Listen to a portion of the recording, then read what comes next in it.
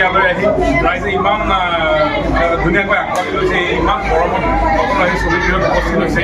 এয়া আমাৰ টিমটোৰ বাবে আৰু গোটেই সমগ্ৰ ছবি জগতখনৰ বাবে বিৰাট গতিকে সকলোকে ধন্যবাদ জ্ঞাপন কৰিছোঁ। আৰু এটা খুবেই সুন্দৰ উপস্থাপন আৰু খুবেই নেম অফ ট্ৰিটমেণ্ট বুলি ক'ব পাৰি। ৰাইজক আচলতে বহুত বেছি ধন্যবাদ জনাব বিচাৰিছোঁ, কাৰণ আমাক ইমান বেছি মৰম দিছে। ইমান ৰ'দত আচলতে আমিও ওলাই আহিছোঁ যদিও আমাৰ চিনেমা হিচাপে, কিন্তু তেওঁলোকে চাবলৈ বুলি ওলাই আহিছে, যিটো সময়ত আচলতে বিচনী মাৰি মাৰি মানুহে থাকিব পৰা নাই। চ' তেনেকুৱা এটা গৰমত তেওঁলোক ওলাই আহিছে, আমাক ইমান বেছি মৰম দিছে।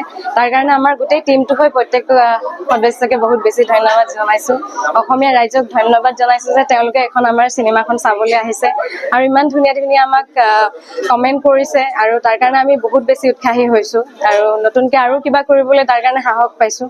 তাৰ কাৰণে বহুত বেছি ধন্যবাদেই জনাইছোঁ, কাৰণ শেষ কৰিব নোৱাৰোঁ ধন্যবাদ দি। কাৰণ আমি এতিয়া বহুত বেছি ইফালৰ পৰা সিফাল ঘূৰিব লগা হৈছে, প্ৰত্যেকটো চিনেমা হলতে হাউচফুলে হৈছে। সেয়া দেখি সঁচাকৈ বেছি ভাল লাগিছে, কাৰণ প্ৰত্যেকজন মানে সৰুৰ পৰা ডাঙৰলৈকে বয়সস্থজনলৈকে ওলাই আহিছে আমাৰ চিনেমাখন চাবলৈ। তো গতিকে সেইটো বহুত বেছি ভাল লাগিছে। তাৰ কাৰণে বহুত বেছি ধন্যবাদ জনাইছোঁ আপোনালোকক, আৰু যিসকলে চোৱা নাই তেওঁলোকে এবাৰ চাওকহি আৰু জনাব কেনেকুৱা পাইছে। ধন্যবাদ। সাংঘাতিক সাংঘাতিক কি ক'ম।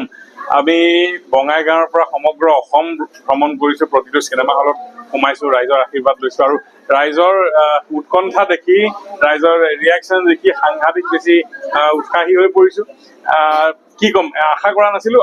ডেফিনেটলি আমি ভাল কিবা এটা হ'ব বুলিয়ে ভাবিছিলোঁ, কিন্তু ইমান ৰাইজে ইমান মৰম দিব সেইটো কেতিয়াও ভবা নাছিলোঁ। কিন্তু হৈ গ'ল, এয়া ৰাইজে সম্ভৱ কৰি তুলিলে। আমাৰ ফালৰ পৰাও খুবেই বেছি কষ্ট কৰা হৈছিলে প্ৰজেক্টটোত, সেই কষ্টখিনি সাৰ্থক হৈছে আজি। খুবেই ভাল লাগিছে। ভৱিষ্যত কি কৰিম সেইটো একেবাৰে ঠিক কৰা নাই। কৰিবতো লাগিবই কিবা এখন চিনেমা, যিহেতু এইটোৱে কৰি খাব লাগিব। গতিকে এইখন শেষ কৰোঁ, অকণমান বস্তুবোৰ ঠাণ্ডা হওক, আমি অকণমান জিৰাই সদায় আকৌ নতুন কাম এটাত ধৰিম।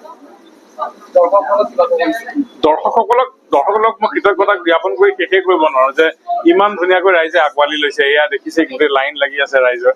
গতিকে এই ধৰণে যদি ৰাইজে সঁচাকে মৰম দি যায়, আমাৰ অসমীয়া ছবি জগতখন বহুত সোনকালে বহুত বেছি আগুৱাই যাব পাৰিব।